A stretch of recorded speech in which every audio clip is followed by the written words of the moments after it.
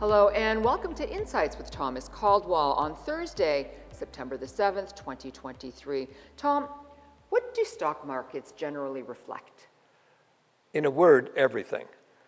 Markets reflect economic factors, corporate information, news, geopolitical, societal changes, what's going on.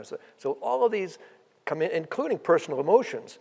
All these come into the marketplace and are reflected in people making decisions with their money. And I think that's the interesting thing to keep in mind. It isn't just the company. For example, I might have invested in the greatest company ever doing whatever they do. But if the market sentiment is negative and the market's going down, I'm not going to make money. It doesn't matter if you have the best thing in the world and nobody else cares. So you can make money and buying really neat companies or the flavor du jour, but you have to pay attention to the wider spectrum that's going on in the world, people's general feelings. Right around what my brother once said in markets, our job is attitude adjusting.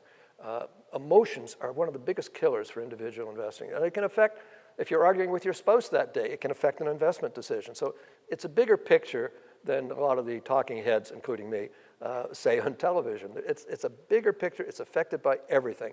And the general market sentiment is something I pay a lot of attention to. I've traded markets for over 60 years. And that's one of the things that is major in my mind. What's the general feeling of a market? Okay, so what specifically, in your opinion, are stock markets reflecting at this time? Well, again, there's several things. I mean, you hear interest rates. Everyone's talking about interest rates. When is Powell going to stop raising interest rate? When is it going to top out?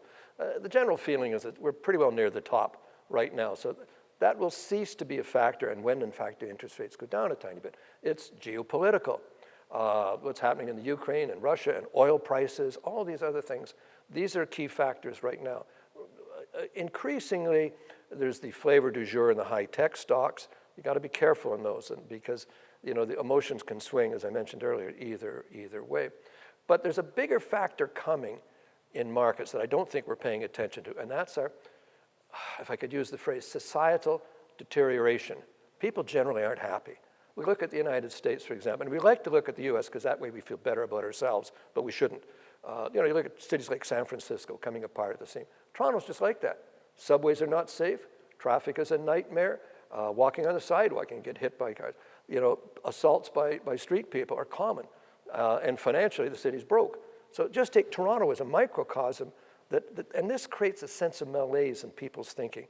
It's not here yet in Canada because we're still all watching CNN or Fox and saying, oh gosh, it's bad over there. It's bad here now. And this reflects. There was an interesting headline today, yesterday, should I say, in the National Post. Why isn't Canada an economic powerhouse? Consider the education, the workforce, the tremendous resources we have, everything. Why aren't we dominant in these areas?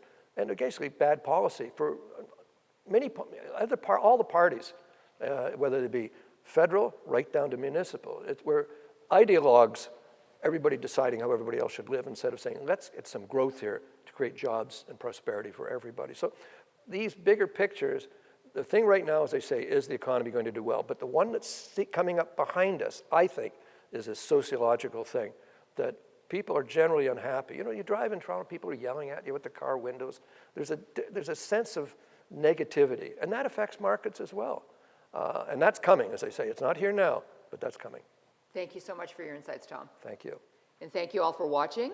Bye for now.